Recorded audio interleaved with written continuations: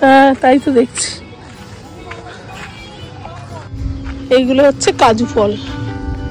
একটা ইন্ডিয়ান অয়েলের petrol pump আছে, এর ভেতরেই হচ্ছে 6 বালিগঞ্জ প্লেস। কচুরি দিয়ে গেল ফুলকো ফুলকো, এটা হচ্ছে ছোট আলুর দম।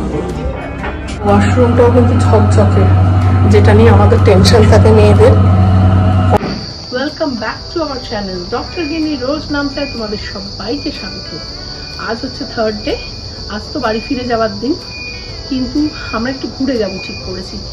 কনগনি হয়ে তারপরে ফিরবো বাড়ি, এটাই আজকের মতো প্ল্যান আছে। আর এত মাছি না এখানে, ভীষণভাবে এখানে মাছি উৎপাত, তো সেই জন্য একদম রেডি পুরো। দেখো ব্যাগ ট্যাগও নেওয়া হয়ে গেছে, এইবার জাস্ট হোটেল থেকে বেরিয়ে যাব। আবার লোডশেডিং হবে এখানে, যেন খুব ঘন ঘন লোডশেডিং হয়। যদি ওরা তক্ষুনি দিয়ে দিচ্ছে কারেন্ট, মানে তক্ষুনি ওদের ব্যাকআপ আছে, কিন্তু প্রায় মানে বেশ মানে কি বলবো, সারাদিনে হয়তো 15-20 বার হচ্ছে, কিন্তু ওরা ব্যাকআপ দিয়ে দিচ্ছে, এটা একটা ভালো। তো চলো বেরোনো যাক, আর কি কি করব সেগুলোও তোমরা দেখতে থাকো। আজকে ব্রেকফাস্ট একটু পেট পুরেই খেয়ে নিলাম, কারণ লাঞ্চ করতে আজ বেলা হবে। ইচ্ছে আছে আজকে একটা জায়গায় লাঞ্চ করার, দেখা যাক ইচ্ছেটা ফুলফিল হয় কিনা। হয়ে গেছে লাগেজ তোলা গাড়িতে, এখানে নিজেরাই লাগেজ তুলে নিতে হয়, তুলে নিয়ে এবার বেরিয়ে যাব।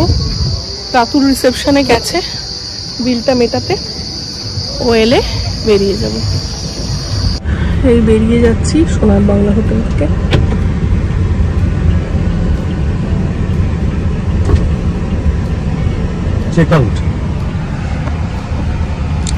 জয়পুর ফরেস্ট থেকে বাঁকুড়ার দিকে রাস্তা ধরে সোজা গিয়ে ন্যাশনাল হাইওয়ে পেলেই বাঁদিকে টার্ন নিতে হবে। এবার বাঁদিক ধরে সোজা যেতে থাকলে বিষ্ণুপুর স্টেশনকে ওভারব্রিজ দিয়ে ক্রস করে সোজা রাস্তা গড়বেতা অবধি। তারপর গড়বেতা থেকে ডান দিকে ভেতরে ঢুকে 2 কিলোমিটার মতো যাওয়ার পর আবার ডান দিকে রাস্তা, তারপরে লালমাটির রাস্তা, সেটা পেরোলেই গনগনি।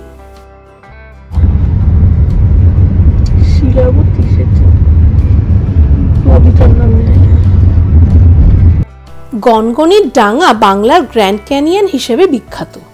আজ থেকে প্রায় 2 মিলিয়ন থেকে 10,000 বছরের মধ্যবর্তী সময় সঞ্চিত কাঁকুড়ে পলল স্তরের ওপর দীর্ঘ সময় ধরে ক্রমান্বয়ে ঋতুগত ভৌম জলস্তরের ওঠানামার ফলে আর্দ্রতা ও শুষ্কতার প্রভাবে তৈরি হয় ল্যাটেরাইট। পশ্চিমবঙ্গের পশ্চিমের জেলাগুলিতে ছড়িয়ে থাকা প্রাচীন উচ্চভূমিগুলির মধ্যে অন্যতম গনগনি। শিলাবতী নদীর ডান দিকের পাড় বরাবর দাঁড়িয়ে থাকা প্রায় 30 মিটার উঁচু এই ডাঙার খাড়া ঢাল বরাবর গভীর ক্ষয়ের ফলে সৃষ্টি হওয়া অজস্র ছোট ছোট নালা এবং নালাগুলির সংযুক্তির ফলে সৃষ্টি হওয়া অসংখ্য গালির সমন্বয় এই ক্ষয়িষ্ণু ঊষর ভূমিরূপের সৃষ্টি হয়। এই হলো গনগনি, এখানে কটা এরকম দোকান আছে, চাটা খাবার, ভাত রুটি ডাল সবজিও পাওয়া যাচ্ছে। টয়লেট আছে, জেন্টস এন্ড লেডিস।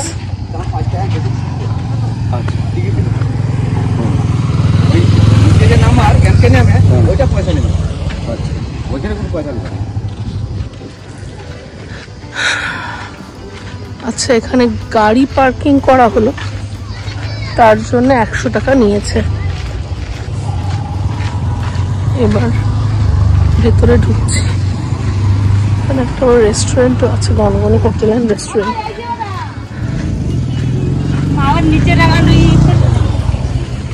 আচ্ছা, এইটা গেট নাকি? এটা রিসর্টটা? ও বেশ বড় রিসর্ট গো। বেশ বড় রিসর্ট।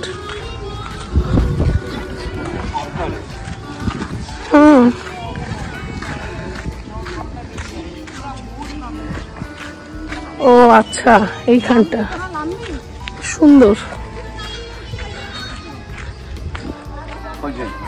হ্যাঁ তাই তো দেখছি। ও আচ্ছা আচ্ছা, এই তো। হ্যাঁ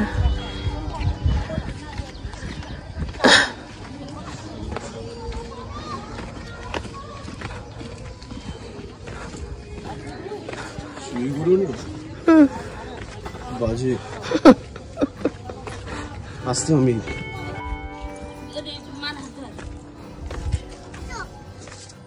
এরকম একটা জায়গা।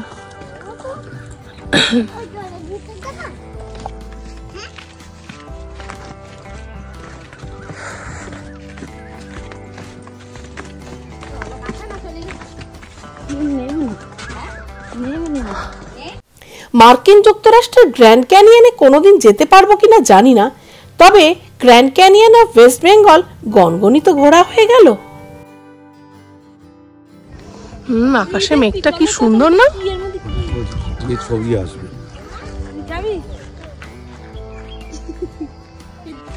এই যে গনগনি, আর তার মধ্যে বৃষ্টি শুরু হয়েছে। আকাশে মেঘও আছে, অথচ বৃষ্টিও হচ্ছে। এখান থেকে আমরা বেরিয়ে যাচ্ছি। এখানে লাঞ্চ করবো না, সবে 12:30 বাজে। আসলে আমরা একদম রাইট টাইমে চেক আউট করেছি আর খুব ভালোভাবে পৌঁছেও গেছি এখানে। তো এবার এখান থেকে বেরিয়ে আমরা কোলাঘাট হয়ে যাব, তাই কোলাঘাটে লাঞ্চ করব। ওই বলছে, রাতুল যা বললো, কোলাঘাট পৌঁছতে 2-2.5 ঘন্টা লাগবে। তো আমাদের ঠিকই আছে, 12:30 তো, 1:30, 2:30, 3টে, 3:15 নাগাদ পৌঁছবো। পৌঁছে লাঞ্চ করব। এই যে হোটেলটা একদমই এই গনগনির উপরেই, হোটেলটা একদম মানে একদম ভিউ পয়েন্টের উপর, মানে কেউ থাকতে চাইলে এখানে থাকতে পারো। আমি জানতাম না এখানে একটা হোটেল আছে।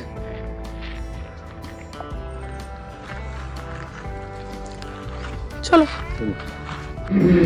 অনলাইন বুকিং করা যায়, দেখো নাম্বারটা, বুকিং করলে ওই নাম্বারে করতে পারো। ড্রিঙ্কস কিনে নিলাম এখান থেকে, থামস আপ কিনে। এত গরম না, রোদে পারা যাচ্ছে না। কোল্ড ড্রিঙ্কসটা নিয়ে গাড়িতে উঠে যাবো। সব জায়গাতে এরকম ফল, ওনাকে জিজ্ঞেস করলাম কি ফল, বললেন কাজু ফল। তার মানে এই গাছগুলো সব কাজু গাছ। এই এত গাছ যে কাজু গাছ, সরকার থেকে ডাক আসে কালেকশনের জন্য, ওনারা তাই এই সময় এসছেন কাজু কালেকশন করতে। দেখো এই কাজুগুলোকে ওই ফল থেকে বার করলো, ফলগুলো থেকে বার করে এগুলো থেকে বোধহয় কাজু কি জানি কিভাবে বার করবে, আমি প্রসেসটা জানি না। আর ফলগুলো তোমাদের দেখাচ্ছি, দাঁড়াও। ফলটা তখন দূর থেকে দেখালাম, তো কাছ থেকে দেখাচ্ছি।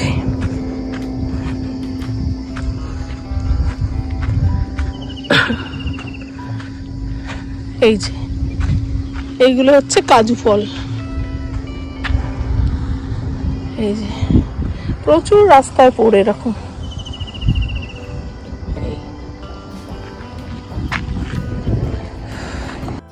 আমরাও গাড়িতে উঠেছি, আর কি জোরে বৃষ্টি শুরু হয়ে গেল দেখো। আজ আমরা অন্য একটা রাস্তা দিয়ে ফিরছি। আসার সময় যে রাস্তাটা ধরেছিলাম সেই রাস্তা কিন্তু নয়। যাবার সময় রাস্তায় তোমাদের দেখিয়েছিলাম পদে পদে বাম্পার, এতে গাড়ি চালাতে রাতুলের বেশ বেগ পেতে হচ্ছিল। রাস্তা সরু ছিল, দুধারের পরিবেশও এত সুন্দর নয়। তাই আমার আর রাতুলের মনে হয়েছে যে আজকে ফেরার রাস্তাটা বেশ খানিকটা দীর্ঘ হলেও গাড়ির জার্নি অনেক আরামদায়ক হয়েছে। তোমাদের বলছি কিভাবে ফিরলাম। গনগনি থেকে ফেরার সময় মেন রোডে উঠে সোজা রাস্তা চলে গেছে রাসকুণ্ডু। চন্দ্রকোনা রোড হয়ে ঘাটাল হয়ে কোলাঘাটের 6-7 কিলোমিটার আগে ন্যাশনাল হাইওয়েতে পড়েছে। প্রায় 2.5 ঘন্টা মতো লাগলো গনগনি টু কোলাঘাট। আর রাস্তা এবং দুধারের দৃশ্যপট বেশ ভালো। একটা ইন্ডিয়ান অয়েলের পেট্রোল পাম্প আছে, এর ভেতরেই হচ্ছে 6 বালিগঞ্জ প্লেস। মানে কি হয় বলো তো, আগের দিন না আমিও ভুল করেছি, যে এদের জায়গাটা বুঝতে পারিনি, যেহেতু কি বলে পেট্রোল পাম্পের মধ্যে বলে। তারপরে আজকে আমরা এটাকে বার করলাম। কচুরি দিয়ে গেল, ফুলকো ফুলকো। এটা হচ্ছে ছোট আলুর দম, আর এটা হচ্ছে ছোলার ডাল, কচুরি। কচুরির সাইজ বেশ ভালো। ফুলকো ফুলকো কচুরি, আলুর দম, ছোলার ডাল। ওয়াশরুমটাও কিন্তু ঝকঝকে, যেটা নিয়ে আমাদের টেনশন থাকে মেয়েদের। কোলাঘাটে এরকম পরিষ্কার ওয়াশরুম। এই যে সুন্দর।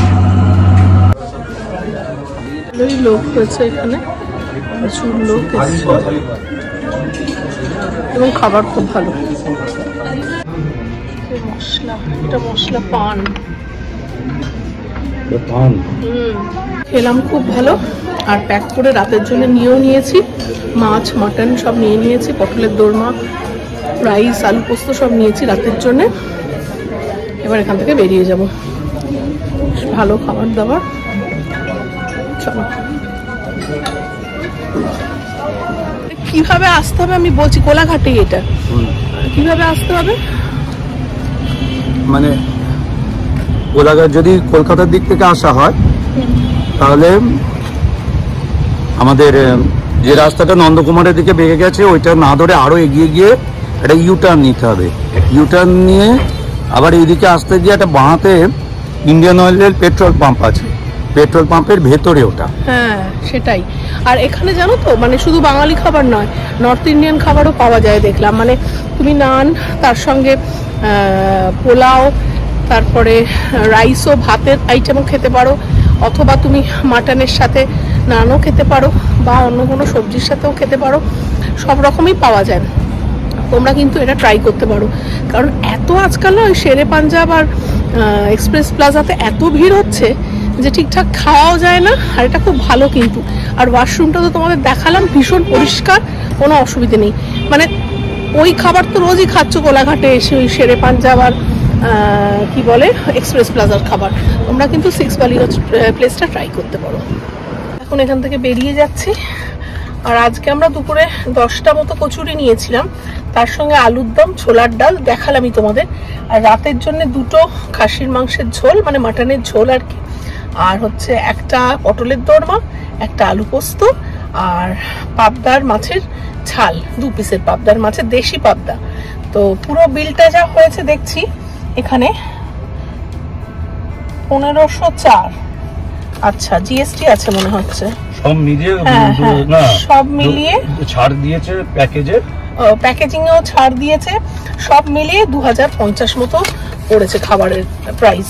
তো বেশ ভালো। দেখো এতগুলো মাটন, মাছ, তারপরে এই সুন্দর ফুলকো কচুরি, খাবারটা যথেষ্ট ভালো। তোমরা কিন্তু এখানে এসে ট্রাই করতে পারো, খাবার বেশ ভালো, খুবই ভালো। আর তোমাদের আমি ওদের কন্ট্যাক্ট নাম্বারটাও এখানে দিয়ে দিচ্ছি, বিলের ওপরেই আছে। এই দেখো এখানে কন্ট্যাক্ট নাম্বার দেওয়া আছে, তোমাদের যদি রাস্তাটা বুঝতে অসুবিধে হয় ওদের ফোনও করে নিতে পারো। আর ভালোই লোক হচ্ছে এখানে। পথে শরীরটা একদম ভালো লাগছিল না, তাই আর ভিডিও করা হয়নি। বাড়ি ফিরে এসেছি। এবারে জয়পুর ফরেস্টের সিরিজটা এখানেই শেষ করছি। ব্লগগুলো তোমাদের কেমন লাগছে আমাকে কমেন্ট করে জানিও। ভালো লাগলে একটা লাইক করে দিও, শেয়ার অ্যান্ড সাবস্ক্রাইব করো। বড়দের প্রণাম আর ছোটদের ভালোবাসা জানিয়ে আজকের ব্লগটা এখানেই শেষ করছি। দেখা হবে আবার একটা নতুন ব্লগে। সবাই ভালো থেকো, সুস্থ থেকো। Tata, bye bye. রাতের খাবার যেগুলো আমরা বালিগঞ্জ প্লেস থেকে, 6 বালিগঞ্জ প্লেস থেকে নিয়ে এসেছিলাম, মাটনের ঝোল, পোস্ত, পটলের দোরমা, পাবদার ঝাল, মাটন, হ্যাঁ আর একটা জিনিস ছিল রাইস, আমি ওটা বলতে ভুলে গেছিলাম। সবটা মিলিয়ে হয়েছে 2050।